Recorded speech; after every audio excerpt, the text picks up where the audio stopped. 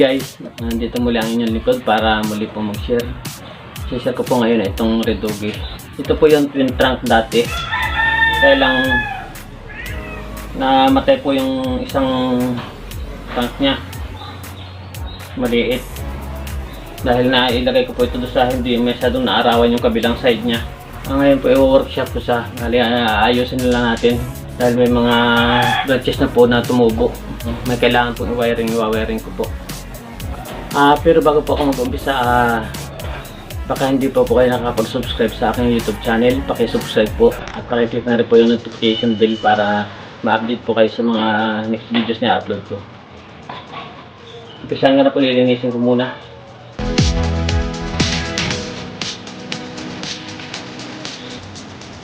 Tatanggalin ko na po yung mga tumubo yung mga branches.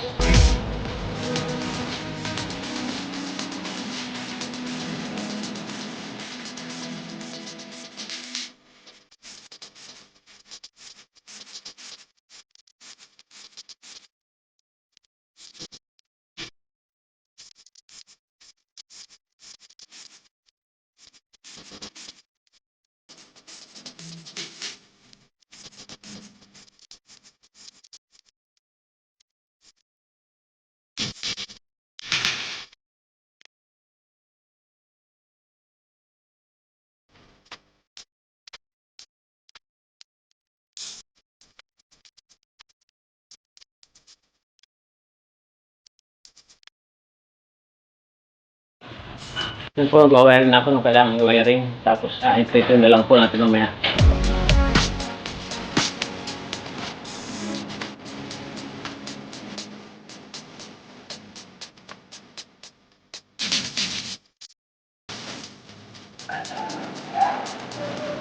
Medyo mahirap lang po mag-wiring ito dahil maraming tinik.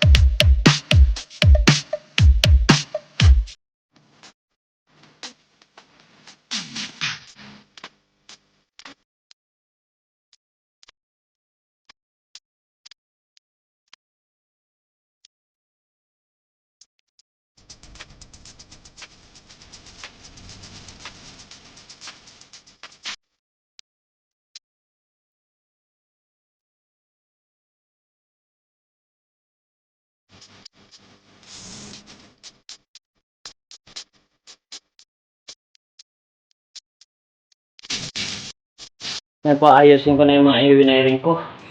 Sa itong mahirap kong i-wiring itong Red Doggy, ang daming tinik. Tutulis pa.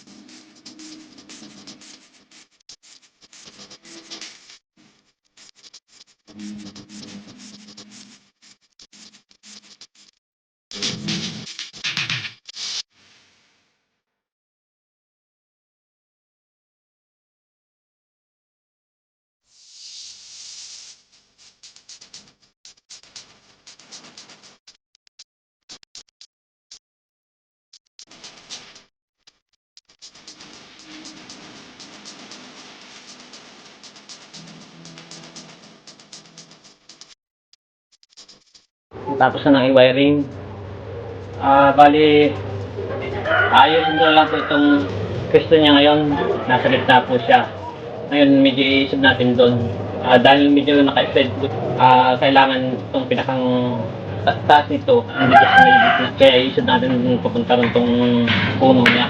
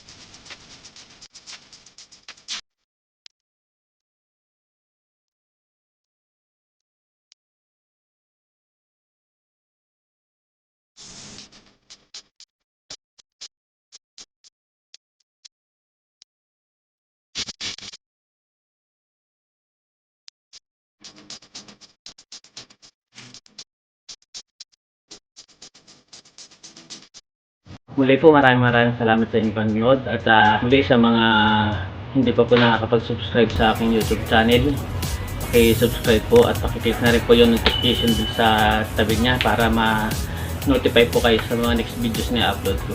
Salamat!